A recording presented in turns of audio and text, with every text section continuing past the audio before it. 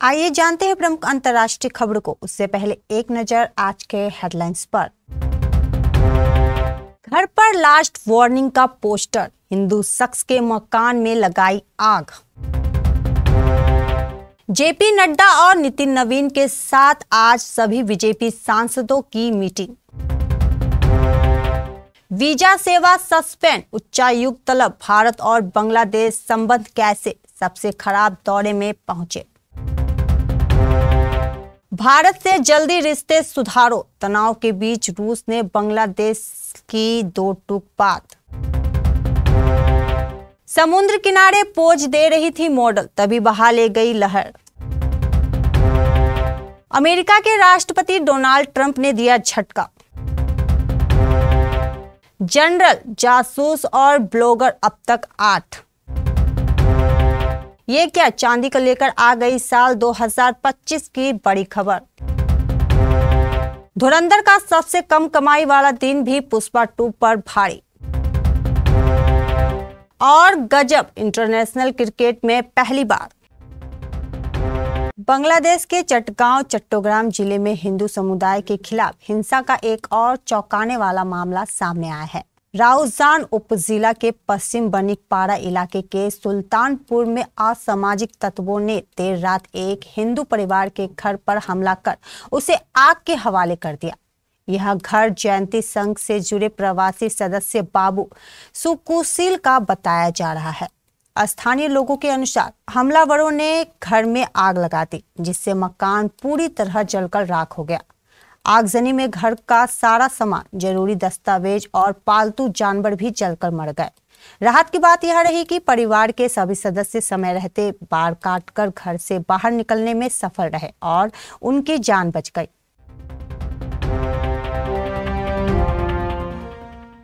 Bharatiya Janata party के राष्ट्रीय अध्यक्ष जेपी नड्डा और कार्यकारी अध्यक्ष नितिन नवीन के साथ सभी सांसदों की मीटिंग होगी। यह मीटिंग वीडियो कॉन्फ्रेंसिंग के जरिए आयोजित की जाएगी, जिसमें लोकसभा और राज्यसभा के सभी विदेशी सांसद शामिल होंगे। इस बैठक में पार्टी के आगामी लक्ष्यों और संगठनात्मक मुद्दों पर चर्चा की जाएगी। बीजेपी के राष्ट्रीय कार्यकारी अध्यक्ष नितिन नवीन आज दिल्ली से पटना पहुंचे हैं। पटना एयरपोर्ट पर बड़ी संख्या में बीजेपी कार्यकर्ताओं ने उनका जबरदस्त स्वागत किया। नितिन नवीन के स्वागत के लिए जा रहे बिहार के डिप्टी सीएम विजय कुमार सिन्हा और पार्टी के नेता ऋषिराज सिन्हा रास्ते में ट्रैफिक जाम में फंस गए। वे अपनी गाड़ी जाम में फंसी देख दोनों नेता वाहन से बाहर निकल आए और पैदल ही नितिन नवीन के काफिले तरफ दौड़ पड़े। अगस्त 2024 में बांग्लादेश की सत्ता से शेख हसीना को हटाए जाने के बाद ही नई दिल्ली और ढाका में संबंध तनावपूर्ण रहे हैं, लेकिन हाल के दिनों में यह और खराब होकर बुरे स्तर पर पहुंच गए हैं। मंगलवार को नए घटनाक्रम में बांग्लादेश की मोहम्मद यूनिस सरकार ने ढाका में भारत के उच्चायुक्त प्रणय वर्मा को तलब किया। बांग्लादेश के विदेश मंत्रालय के अधिकारियों ने वर्मा के सामने नई दिल्ली और दूसरे शहरों में बांग्लादेश के मिशनों के बाहर प्रदर्शन का मुद्दा उठाया और सुरक्षा का अनुरोध किया। इसके एक दिन पहले सोमवार को ढाका में नई दिल्ली में अपने उच्चायोग और त्रिपुरा में स्थित मिशन में वीजा सेवाओं को निलंबित कर दिया था।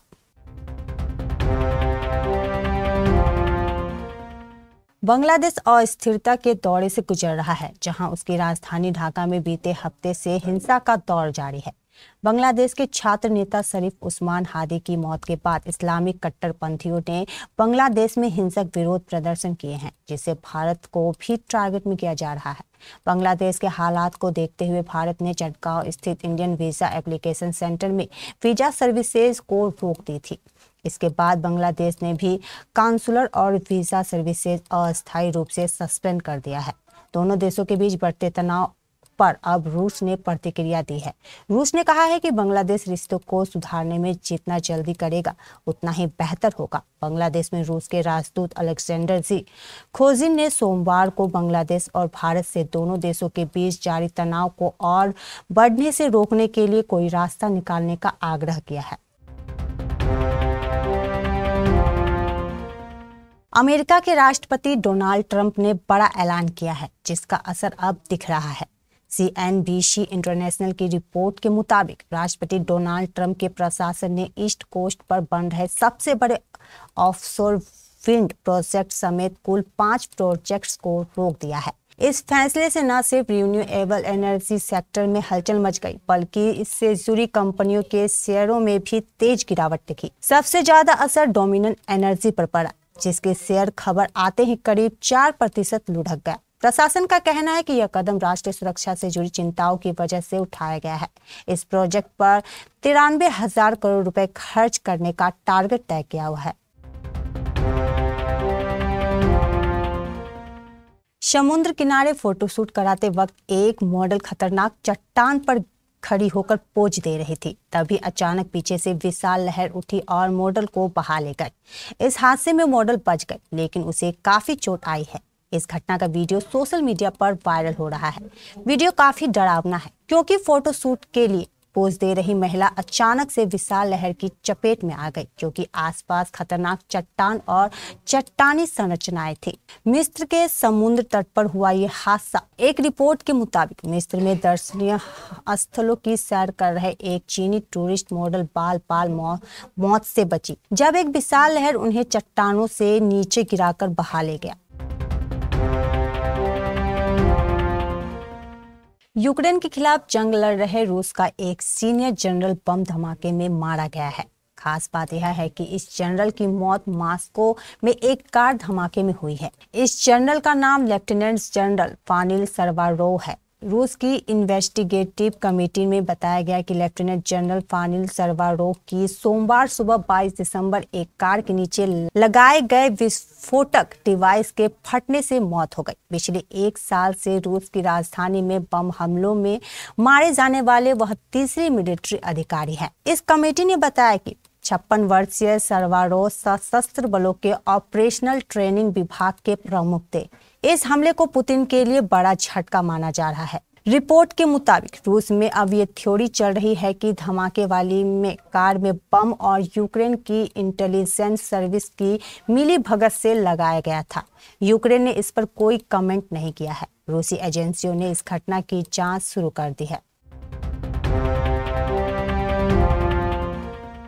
सोना और चांदी की कीमतों में लगातार उछाल देखी जा रही है। आज फिर सोने और चांदी के रेट में जबरदस्त छलांग लगाई है। लगातार दूसरे दिन गोल्ड और सिल्वर ने रिकॉर्ड हाई लेवल को टच किया है। चांदी ने तो इतना रिटर्न दिया है कि स्टॉक मार्केट में भी इसके आसपास नहीं है। स्मॉल कैप से लेजर लार्ज कैप इंडेक्स साल 2025 में दबाव में दिखे, जबकि चांदी ने निवेशकों को मालामाल कर दिया है। मल्टी कमोडिटी मार्केट में सोना आज 1600 रुपए चढ़कर 1,38,381 रुपए प्रति 10 ग्राम पर कारोबार कर रहा था, जबकि चांदी 2800 रुपए चढ़कर 2,16,596 रुपए प्रति किलो पर कारोबार कर रही थी। ये दोनों ही मेटल का रिकॉर्ड हाई लेवल है। साल 2025 में चांदी को लेकर सबसे बड़ा अपडेट, चांदी ने साल 2025 में कमाल का रिटर्न दिया है। चांदी ने इस साल की 141% से अधिक की वृद्धि की थी, जो अन्य कीमती धातुओं के प्रदर्शन से कई अधिक है। इतना ही नहीं, लार्ज कैप स्टॉक्स में भी ज्यादा इसने रिटर्न दिया है। विश्लेषकों का कहना है कि साल के अंत में कैश की उपलब्धता कम होने के बावजूद कीमती धातुओं की व्यापक मजबूती से चांदी को लगातार सपोर्ट मिल रहा है और अभी भी तेजी का अनुमान लग रहा है। रणवीर सिंह की धुरंधर ने रिलीज के बाद से ही थिएटर्स में जमकर भीड़ जुटाई है। क्रेज ऐसा चला कि दूसरे हफ्ते से ही फिल्म डेली कलेक्शन के लिए नए रिकॉर्ड बना रही है। बॉक्स ऑफिस पर तीसरे हफ्ते का सोमवार धुरंधर के लिए पहला स्पीड ब्रेकर बना है। अब तक अविश्वसनीय परफॉर्मेंस देती आ रही धुरंधर ने सोमवार को पहली बार 20 करोड़ से नीचे कलेक्शन किया है, मगर अभी भी इसकी कमाई उन तमाम बड़ी फिल्मों से बेहतर है जो बॉक्स ऑफिस चार्ट्स में टॉप पर है। धुरंधर की राह में पहला स्पीड ब्रेकर बना तीसरा सोमवार रणवीर की फिल्म ने बीते वीकेंड ऑलमोस्ट 100 करोड़ का कलेक्शन करके ट्रेड के नियम ही बदल दिए। ये पहली फिल्म है जिसने तीसरे हफ्ते में 100 करोड़ का आंकड़ा छुआ है। इसमें संडे को आए 40 करोड़ नेट कलेक्शन का बहुत बड़ा रोल रहा। पर अब ट्रेड रिपोर्ट्स के शुरुआती अनुमान कह रहे हैं कि सोमवार को धुरंधर ने बॉक्स ऑफिस पर 16-17 करोड़ रुपए का नेट कलेक्शन किया है। पर क्या इसे कमजोर कलेक्शन कहा जाएगा? नहीं, क्योंकि फिल्मों को वीकेंड में शानदार जंप मिलना आम बात है, इसलिए मंडे कलेक्शन की तुलना शुक्रवार के कलेक्शन से ही की जाती है। क्रिकेट के इतिहास में एक नया और चौंकाने वाला अध्याय जुड़ गया है। इंडोनेशिया के 28 साल के तेज गेंदबाज गेडे प्रियंदाना ने अंतर्राष्ट्रीय टी20 क्रिकेट में ऐसा कारनामा कर दिखाया जो इससे पहले किसी पुरुष या महिला खिलाड़ी ने नहीं किया था। प्रियंदाना टी20 आई में एक ही ओवर में 5 विकेट लेने वाले दुनिया के पहले गेंदबाज बन गए हैं। मैच का टर्निंग पॉइंट बना 16वां ओवर मंगलवार को बाली के उद्यान क्रिकेट ग्राउंड पर 168 रनों के लक्ष्य का पीछा कर रही कंबोडिया की टीम 15 ओवर के बाद 106 रन पर 5 विकेट गंवा चुकी थी, लेकिन मैच पूरी तरह एक तरफा नहीं हुआ था। तभी कप्तान ने गेंद सौंपी गेडे प्रियंदाना को, जो उनका पहला ही ओवर था।